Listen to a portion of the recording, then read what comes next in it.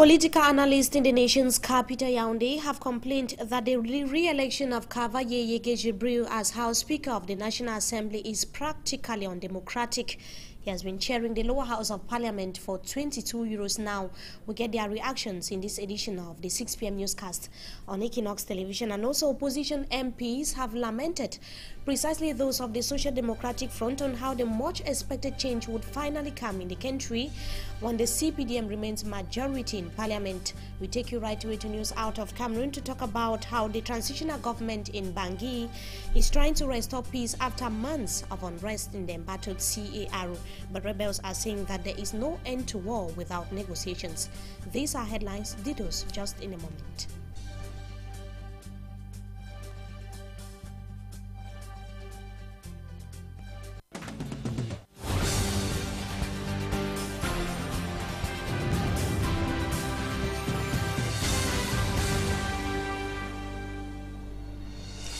Good evening to you viewers. We thank you so much for joining us in this edition of the 6 p.m. newscast on Equinox Television. We begin right away with the March parliamentary session, which opened a few days ago in the nation's capital, Yaoundé. The re-election of Kava Yeye Jibril that has so far triggered multiple reactions from political analysts, opposition MPs. We shall be getting their reactions in this newscast. We begin right away with those of political analysts that have so far termed the elections of Kava Yeye Jibril as undemocratic and unusual in a country like Cameroon. They were speaking to Yaoundé-based correspondent Roland Akon, who compiled the following report. Kava Yeye Jibril, 22 years as House Speaker. How much is that to the thinking of political scientists? The political regime now in place at Yaoundé don't want to have change. Don't want to have change. 22 years as House Speaker, a political scientist tells me. 22 ans à la tête au perchoir de l'Assemblée nationale. It's not only long, but heavy. Non seulement c'est long, c'est lourd. He adds that 22 years in office symbolically speaks l'image d'une gérontocratie. Of gerontocracy. Is the re-election of Kava democratic? I think, in my point of view, it is not democracy. It is just what we call in political science democrature. Prof, can you explain again the word democrature? You have a cloth of democracy, but ruling with the habit of authoritarian. It also speaks of the particularity of the regime in Yaoundé. C'est une particularité typiquement camerounaise. As it is difficult in the world to find a House Speaker who has been chairing for 22 years. Bien, dans le monde, il est difficile de trouver un président de l'Assemblée nationale qui fasse 22 ans au pouvoir. When we sought to know what's behind the preference of Kava as Speaker for 22 years, we were told that the septuagenarian has the profile the sovereign Lord admires. It is a political profile that permits that all of the project of law that the executive can send to the parliament, and to avoid a critical point of view within the National Assembly. The hamstrung or grip the executive power exerts impacts the smooth functioning of the legislative arm of power. Since 20 years, there is no proposition of law which come from the deputy to be examined in the National Assembly. And it's not only political analysts or political scientists that are complaining about the re-election of Kava Yeye Jibril as House Speaker of the National Assembly. The Social Democratic Front, or MPs of the SDF, received the news of the re-election of Kava Yeye with a lot of contempt. They criticized the fact that he had remained the House Speaker for 22 years and that the country has had no significant change at the National Assembly. They equally threw a veil on the limited number of SDF MPs who can hardly vote against any decision. Let's now listen to the reaction of Honorable Mbanda of the Social Democratic Front. He spoke to our correspondent Roland Akon. We are saying that it is very bad to stay too long in the saddle. There's no doubt about that. But how do you go about it when you have a dictatorship in place that has rules that guide and protect it? We cannot go to pretend to give a candidate when we know that they have been to their meeting and have resolved on one candidate. So we don't come here to play like you think that we should propose another candidate. Who will vote? Nobody. This is a regime that is characteristic and which has a crossing majority in parliament and makes sure that that majority keeps to its word and votes the person they like. If Cavaye Jibril is in parliament here and President Biya is up there, it may be very, very an uphill task to imagine that there's any change. The question of incompatibility is equally at the center of discussion at the March parliamentary session in the nation's capital, Yaoundé. The Social Democratic Front again is demanding that all parliamentarians holding other posts of responsibility should simply resign. Now let's listen to an SDF MP, that is Honorable Awudumbaya, who further explains he was speaking to our correspondent as well, Roland Ako. To make sure that senators and members of the National Assembly who are holding positions in state corporations and or other functions which are incompatible with the position of the senator or member of the National Assembly to hand over those positions, because there are thousands, there are millions of Cameroonians out there who need those positions. You cannot be Secretary General in the ministry and you are a senator or you are a parliamentarian. You cannot be board chairperson of parastatals of the state and you are a parliamentarian. It is incompatible. And onto other stories here in the economic capital, Douala. 3 alleged hoodlums have been apprehended by elements of police around Bonamusadi. That was last night following reports that they had stolen from an expatriate in a hotel and Dobong and were heading towards parts of the Douala 5 municipality. Reports say that one of the bandits is said to have removed a locally made gun to open fire when he was instantly shot in the leg by security forces. The second who attempted to run equally received bullets. The bandits first transported to the Lakantini Hospital for treatment and later to the second mobile intervention wing of the police force for investigations. They are simply allegations yet to be confirmed whether they are actually bandits. And onto another story, still in the littoral region, but we take you right away to the Mongo division, where some traders at the Konsamba Central Market have decried that what they have termed arbitrary destruction of their stores by the Urban Council. They are calling on the Konsamba Council to provide a suitable site for them, as for Hansen Chanji reports. Traders at the Konsamba Central Market are angry and are carrying long faces around. The government delegate to the Konsamba Urban Council landed his sledgehammer on the traders, driving away those selling beside the road and causing urban disorder. These traders told us they have spent months waiting for the government delegate to allocate new sites for their goods to be sold. We have spent 2 months in the house waiting for council officials to give us an alternative. What they are doing is not normal. Since December 1, we were driven from here without an alternative site. They have to give us a new site.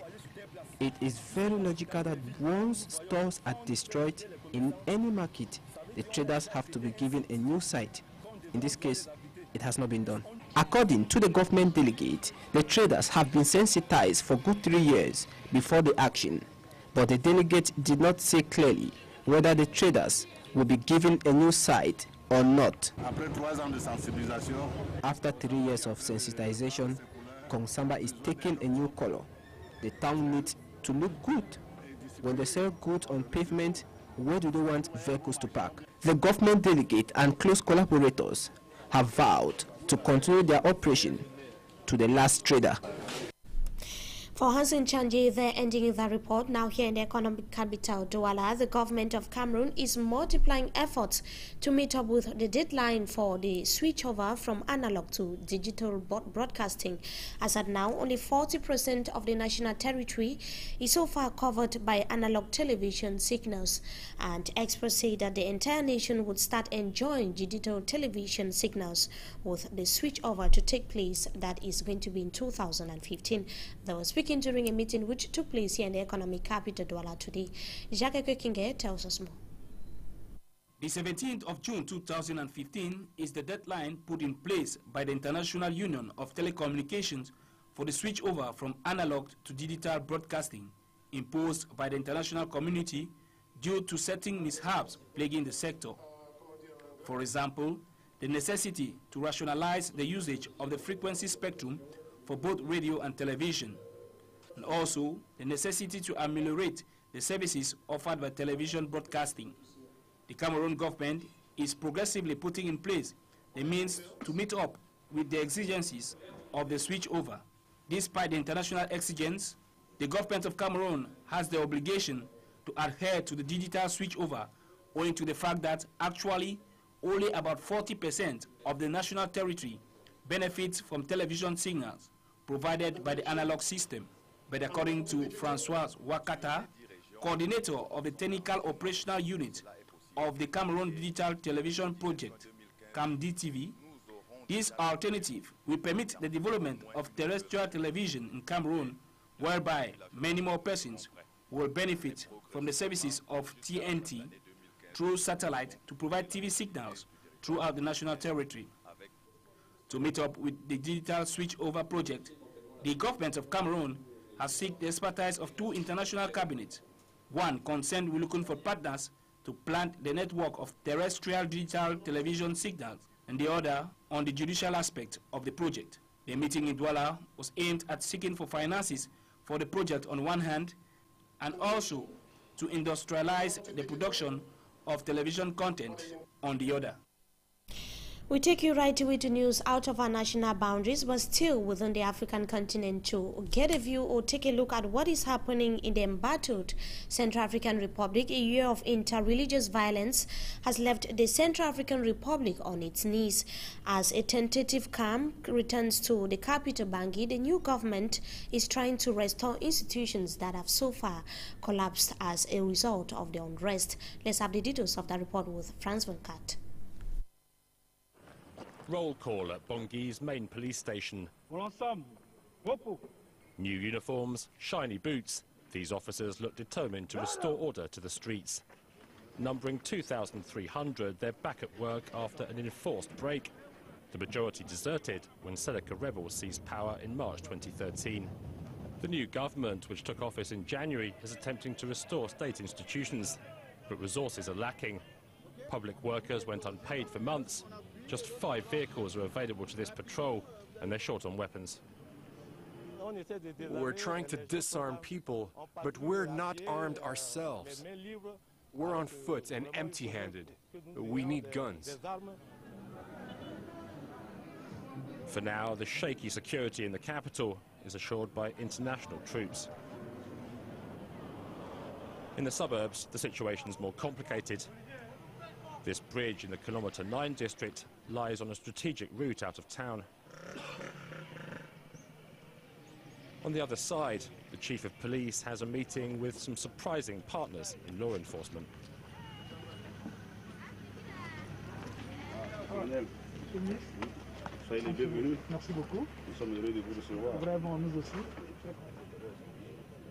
These men are anti-Balaka Christian militia, and they rule the roost along 100 kilometers of road, starting here. You see that barrier we just went past? We've had no control over what goes on past there. These men today are intercepting stolen goods and apprehending fake Central Africans who want to destroy the country. They hand them over to us. We're working together on this. In early February, President Catherine Samba-Panza labelled the anti-Balaka enemies of peace.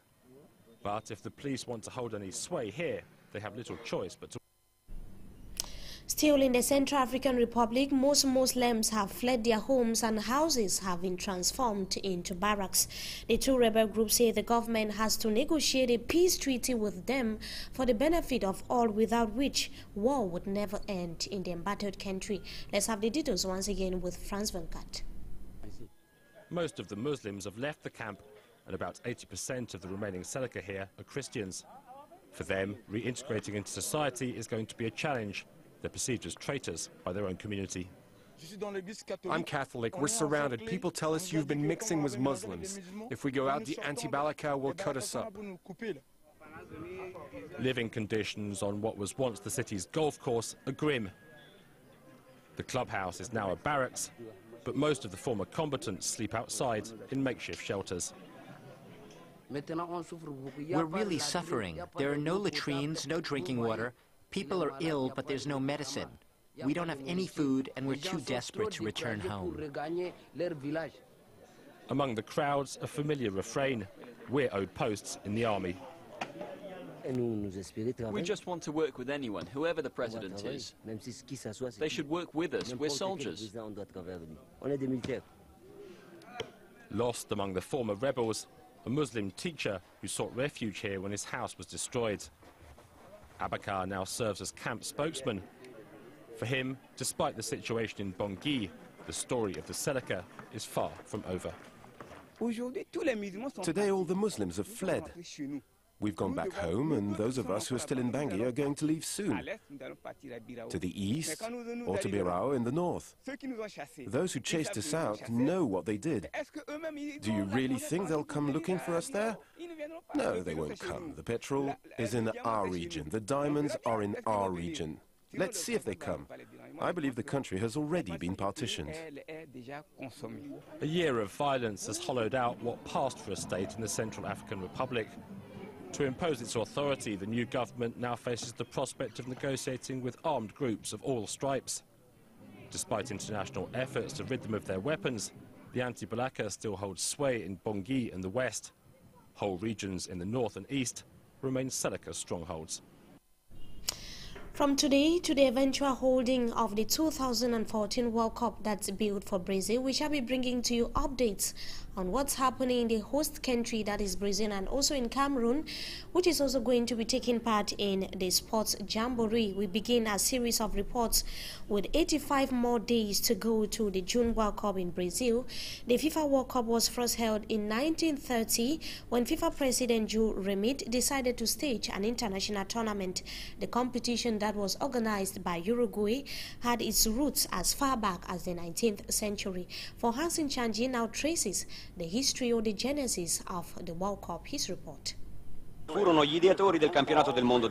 Before becoming an official FIFA supervised Olympic competition at the 1908 Summer Olympics organized by England's Football Association, football was for amateur players only and was regarded suspiciously as a show rather than a competition, where the England under-20 national football team won the event in 1908 and 1912. However, the first international football match was disputed in 1872 in Glasgow between Scotland and England, and by 1900 the sport had gained ground all over the world and national football associations were being founded. The first international official match outside Great Britain was played between Uruguay and Argentina in 1902, and 2 years later, FIFA was founded in Paris in May 1904, comprising football associations from Belgium, France, Denmark, Holland, Spain, Sweden, and Switzerland, with Germany promising to join. There was an attempt made by FIFA to organize an international football tournament between nations out of the Olympic framework in 1906, and it took place in Switzerland, where the official history of FIFA described it as a failure. Many other competitions have been organized but have never been considered as a forerunner of the World Cup. The organization of the World Cup gained grounds in 1928 when FIFA decided to stage their own international tournament. The then FIFA president, Jules Rimet, thus set about organizing the inaugural World Cup tournament, with Uruguay as host country. The national associations of selected nations were invited to send a team, but the choice for Uruguay meant a long and costly trip across the Atlantic Ocean for European side. No European nation pledged to send a team until 2 months before the start of the competition. President Remé eventually persuaded teams from Belgium, France, Romania, and Yugoslavia to make the trip, and at the end, nations took part, 7 from South America, 4 from Europe, and 2 from North America. Uruguay hosted and won the first ever edition of the World Cup, and Remé was a happy man.